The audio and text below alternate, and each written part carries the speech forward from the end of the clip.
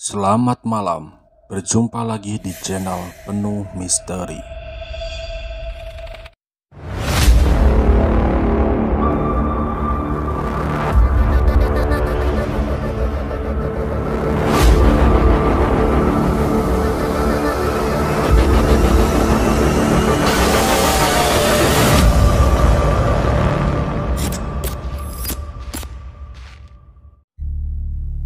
Demi menjaga privasi, nama beserta lokasi disamarkan. Terjadi di tahun 2018, seorang kuli panggul di salah satu pasar tradisional yang ada di kota kecil. Kita sebut saja Akmal. Si Akmal bekerja sebagai kuli panggul pasar tradisional yang berada di kotanya. Dia bekerja setiap hari menjadi kuli panggul demi mencukupi kebutuhan keluarganya. Si Akmal ini bisa dibilang sebagai tulang punggung keluarga karena bapaknya sudah meninggal sejak dia masih kecil. Dia memiliki ibu dan satu adik perempuan yang masih sekolah SMP. Kita sebut saja Tika. Jadi, bisa dibilang si Akmal ini menanggung semua biaya keluarganya termasuk biaya sekolah adiknya. Pada saat dia sedang bekerja, tepatnya di hari Rabu, tiba-tiba ada seorang perempuan yang mencari si Akmal di tempat dia bekerja. Perempuan itu mau menagih uang kepada si Akmal, dan ternyata perempuan ini adalah seorang rentenir yang pernah meminjamkan uang kepada si Akmal.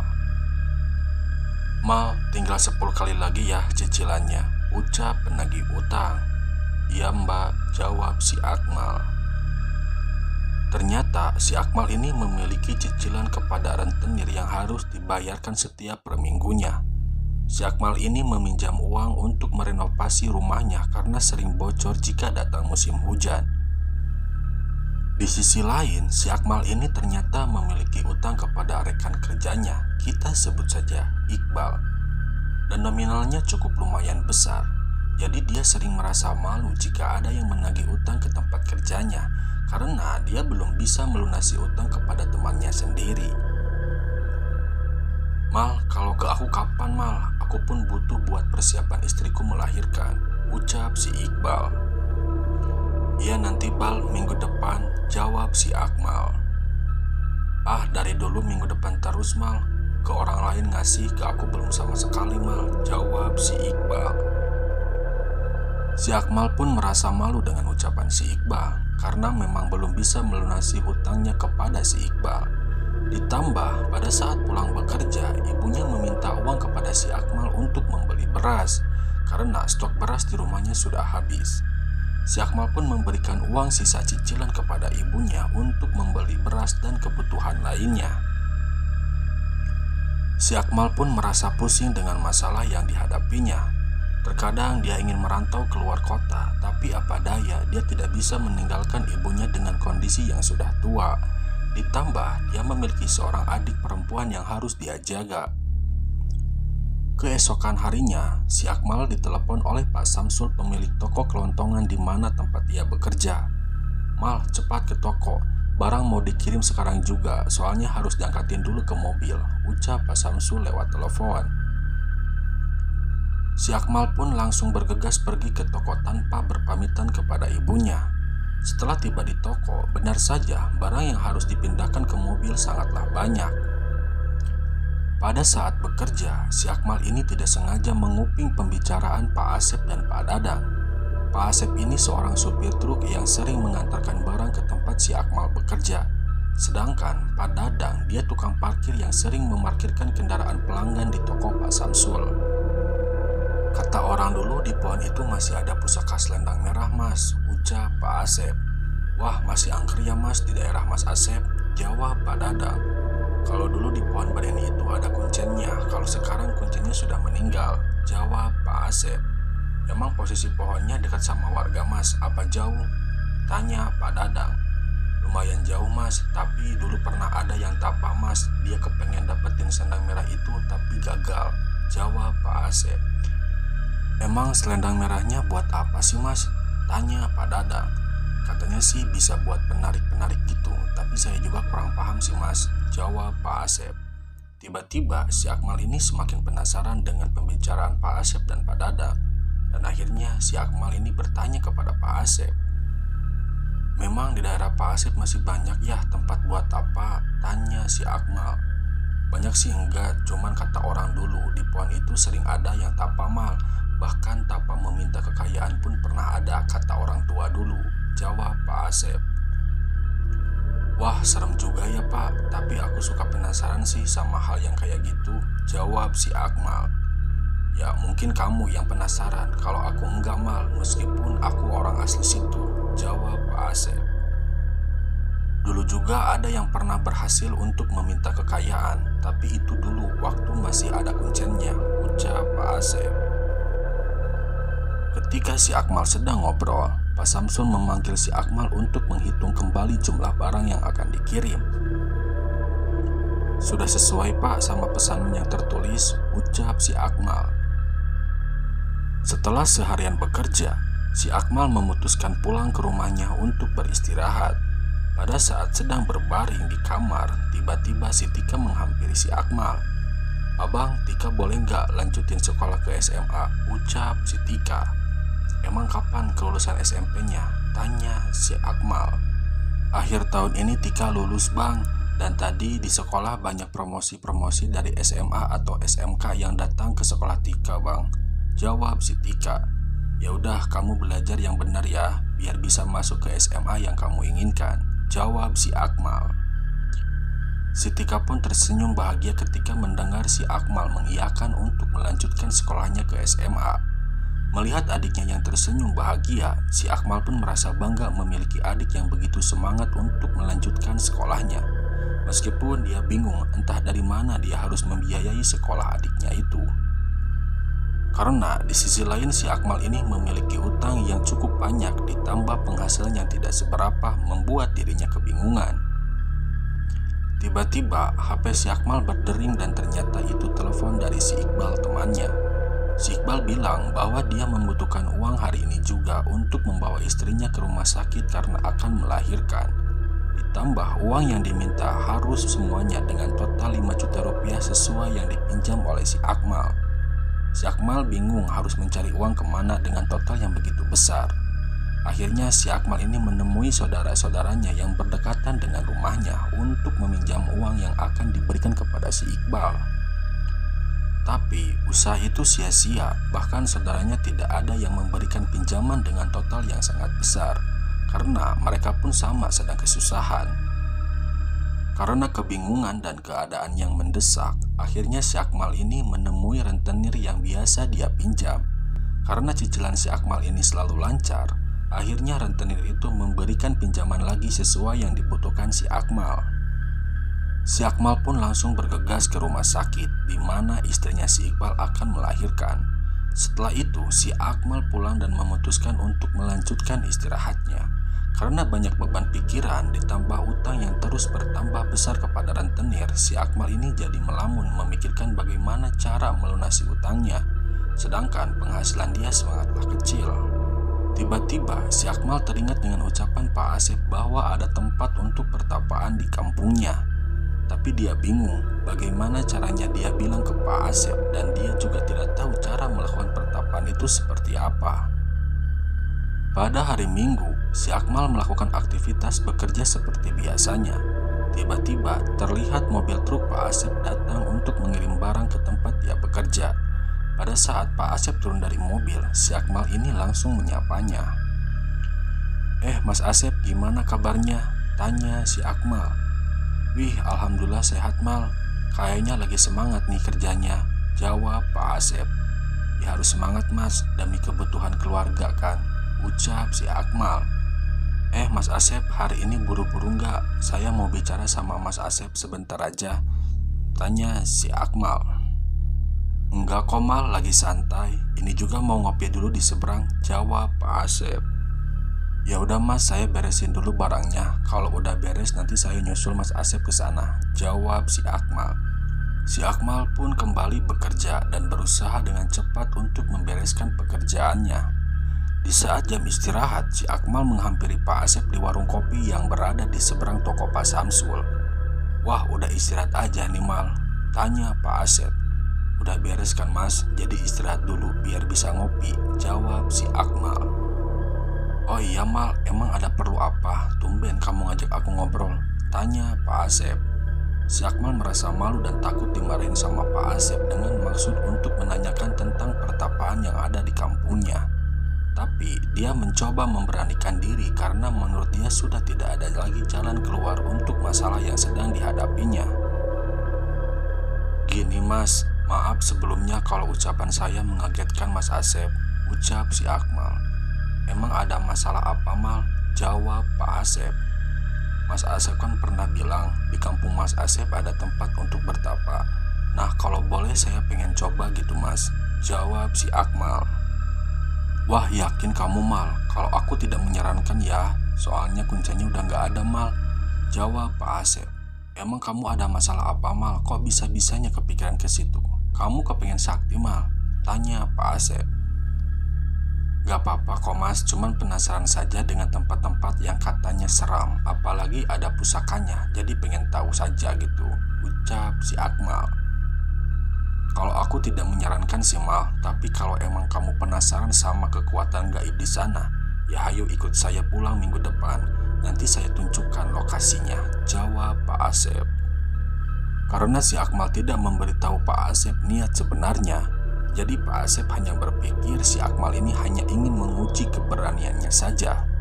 Tapi Mas Asep jangan bilang sama bos ya kalau aku pergi sama Mas Asep. Soalnya aku izin dengan alasan jenguk saudara yang ada di luar kota, ucap si Akmal. Singkat cerita, tepatnya pada hari Kamis sebelum si Akmal pergi bersama Pak Asep, dia berpamitan kepada ibunya untuk keluar kota dengan alasan mengirimkan barang pesanan dan membutuhkan waktu sekitar 2 hari di sana. Si Akmal pun memberikan uang kepada ibunya untuk keperluan sehari-hari selama dia keluar kota. Pada saat di jalan, Pak Asep ini bertanya lagi untuk meyakinkan si Akmal dengan maksud untuk bertapa di pohon yang ada di kampungnya. Mal, kamu yakin mau ke pohon itu? Tanya Pak Asep. Yakin mas, aku penasaran aja dengan pusaka-pusaka kayak gitu, jawab si Akmal. Ya udah Mal, nanti hati-hati aja di sana, soalnya kuncinya udah nggak ada, jawab Pak Asep. Sekitar jam 1 siang, mereka akhirnya tiba di kampung halaman Pak Asep, dan mereka disambut oleh keluarga Pak Asep dengan baik. Karena sebelum Pak Asep pulang, Pak Asep mengabari keluarganya bahwa dia akan pulang bersama teman kerjanya. Jadi keluarganya sudah mempersiapkan makanan untuk kedatangan mereka. Setelah makan sudah selesai dan istirahat yang cukup, Pak Asep membawa si Akmal ke lokasi di mana dia harus bertapa. Betapa kagetnya si Akmal ketika melihat suasana di lokasi pohon itu sangatlah seram. Dan dia melihat satu pohon beringin yang sangat besar dan rindang. Ditambah ada makam warga di area pohon beringin itu. Ini mah lokasinya, ucap Pak Asep. Wah siang saja udah serem kayak gini ya mas, apalagi kalau tengah malam, jawab si Akmal. Karena melihat suasana di pohon itu sangat menyeramkan, si Akmal ini jadi merasa ketakutan kalau dia datang di tengah malam nanti. Karena sudah dilanda kebingungan dengan utang yang banyak, rasa takut si Akmal ini jadi hilang dengan tujuannya untuk mendapatkan pusaka selendang merah yang ada di lokasi pohon itu. Kalau kamu mau tapa di sini, kamu bersihin dulu semak-semaknya Mal. Takutnya ada ular pas kamu malam-malam kesini, ucap Pak Asep. Iya mas, saya bersihin dulu untuk tempat duduknya saja. Sebagai tanda nanti malam saya harus duduk di tempat yang sudah saya bersihkan, jawab si Akmal. Ketika sedang membersihkan semak-semak di sekitaran pohon beringin, si Akmal ini dikagetkan dengan adanya bulu yang begitu banyak di sekitaran pohon yang sedang dia bersihkan. Namun, dia tidak memberitahu Pak Asep, dikhawatirkan Pak Asep ketakutan. Setelah selesai membersihkan semak-semak, si Akmal dan Pak Asep pun memutuskan untuk kembali ke rumah karena suasananya sudah sore dan cukup lumayan gelap. Pada saat melangkah untuk pulang, si Akmal ini mencium aroma yang sangat wangi dari balik pohon beringin itu. "Mas Asep cium aroma wangi nggak?" tanya si Akmal. "Wangi apa, Mal? Aku nggak cium aroma apa-apa di sini," jawab Pak Asep. Si Akmal pun menoleh ke arah pohon beringin itu untuk memastikan bahwa aroma wangi itu berasal dari sana. Tiba-tiba si Akmal melihat sesosok wanita yang sangat cantik dan anggun yang menatap ke arah dia. Si Akmal ini terdiam karena terpukau melihat wanita cantik yang belum pernah dia temui. "Mal, ayo pulang dulu, kok malah diam?" ucap Pak Asep.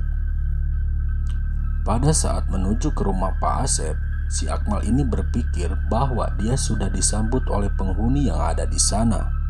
Setiba di rumah Pak Asep, ternyata si Akmal ini tertidur karena kelelahan setelah perjalanan panjang. Tiba-tiba si Akmal ini dibangunkan oleh Pak Asep sekitar jam 11 malam. "Mal, bangun Mal, katanya mau tapa kamu, kok malah tidur?" ucap Pak Asep. "Wah, ketiduran aku Mas, kelelahan di perjalanan tadi mungkin," jawab si Akmal. Si Akmal pun bangun dan mandi terlebih dahulu sebelum dia pergi ke tempat pertapaan. Setelah selesai mandi, si Akmal ini membuka tas ranselnya dan mengeluarkan sesajen yang telah dia siapkan sebelum berangkat ke kampung Pak Asep. Pak Asep pun kaget dengan persiapan si Akmal yang sangat matang. Bahkan Pak Asep takjub dengan keberanian dia untuk menguji pusaka yang ada di pohon beringin itu. Si Akmal pun berpamitan kepada Pak Asep, dan jika dia selama 2 hari tidak kembali pulang, si Akmal meminta Pak Asep untuk menjemputnya. Ketika di perjalanan, si Akmal melihat cahaya merah yang menuju ke arah pohon beringin. Dia pun secara perlahan mendekati tempat yang telah dia bersihkan sebelumnya. Tiba-tiba terdengar suara geraman dari arah pohon beringin itu. Sontak si Akmal pun terdiam dan berusaha untuk tenang. Si Akmal pun mempersiapkan sesajen yang telah dia bawa sebelumnya.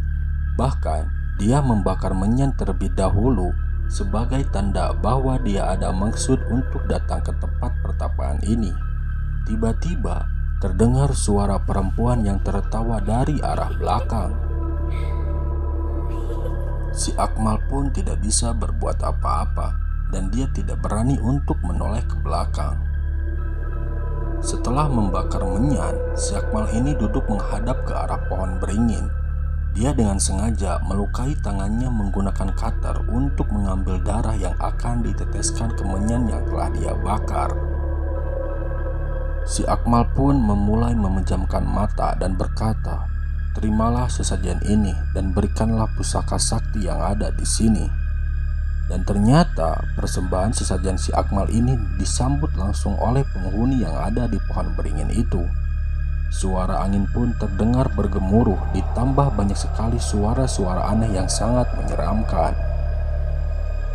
Bahkan terdengar suara desisan ular yang sangat menakutkan. Namun si Akmal tidak berani membuka matanya karena takut pertapaannya gagal. Singkat cerita, pada malam itu juga terdengar suara perempuan yang berkata, "Bukalah matamu dan apa tujuanmu datang ke sini?" Si Akmal pun membuka matanya secara perlahan. Betapa kagetnya, suara perempuan itu adalah sesosok wanita cantik yang pernah dia lihat sebelumnya. Si Akmal pun hanya bisa terdiam, bahkan tidak berkedip sama sekali karena merasa kagum dengan kecantikannya. Wanita itu pun bertanya apa tujuan si Akmal datang ke tempatnya dan kenapa dia memberikan sesajen seperti ini. Si Akmal pun menjawab bahwa dia datang ke sini untuk meminta kekayaan dan berniat mengambil pusaka selendang merah yang ada di sini. Wanita cantik ini tersenyum sambil mendekat ke arah si Akmal. Ketika wanita itu menunjukkan pusaka selendang merah, si Akmal pun hanya bisa terdiam. Dia tidak percaya bahwa pemilik pusaka selendang merah itu adalah sesosok wanita yang sangat cantik. "Benar, pusaka itu yang saya inginkan," jawab si Akmal. Wanita itu pun menjawab bahwa si Akmal bisa memiliki selendang merah ini, tapi ada yang harus dia tumbalkan. Di sini si Akmal menyanggupi permintaan wanita itu. Meskipun wanita itu belum menyebutkan tumbal apa yang harus ia berikan, selendang merah ini bisa membuatmu kaya dan disayangi oleh banyak manusia, ucap Nyai Ratu. Setelah mendengar penjelasan Nyai Ratu bahwa selendang merah bisa membuat si Akmal kaya, di sini dia merasa bahagia karena memang itu tujuan si Akmal untuk bertapa. Tumbal apa yang harus saya berikan untuk mendapatkan selendang merah ini, Ratu? Tanya si Akmal. Ibumu. Ibumu harus menjadi tumbal untuk mendapatkan selendang merah ini, jawab Nyai Ratu.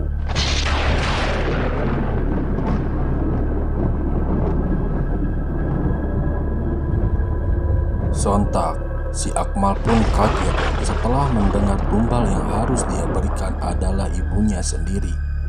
Si Akmal tidak bisa berbuat apa-apa, dia hanya bisa terdiam. Tiba-tiba, si Akmal mendengar suara teriakan ibunya seolah-olah memanggil si Akmal untuk pulang. Si Akmal hanya bisa menangis dan terjatuh dari tempat duduknya. Dia menyesali apa yang telah dia lakukan sehingga harus kehilangan ibunya. Si Akmal pun langsung berdiri dan mengacak-acak sesajen yang telah dia persembahkan. Dia tidak mau menjadi kaya raya jika dia harus kehilangan ibunya.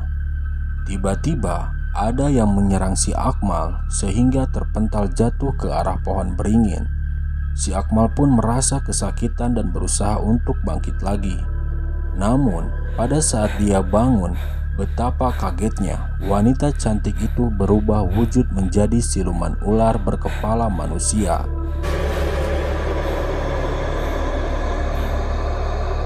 Si Akmal pun tidak bisa berbuat apa-apa, hanya bisa menangis ketakutan. Ditambah angin yang kencang dan suara geraman yang sangat menyeramkan membuat badan si Akmal menjadi lemah. Si Akmal pun tidak berdaya, hanya terdiam dengan tatapan penuh penyesalan. Ketika dia melihat ke atas pohon, si Akmal dikejutkan dengan siluman kera yang sangat menyeramkan. Si Akmal hanya bisa menangis pasrah jika dia harus meninggal dan menanggung semua akibat yang telah dia lakukan.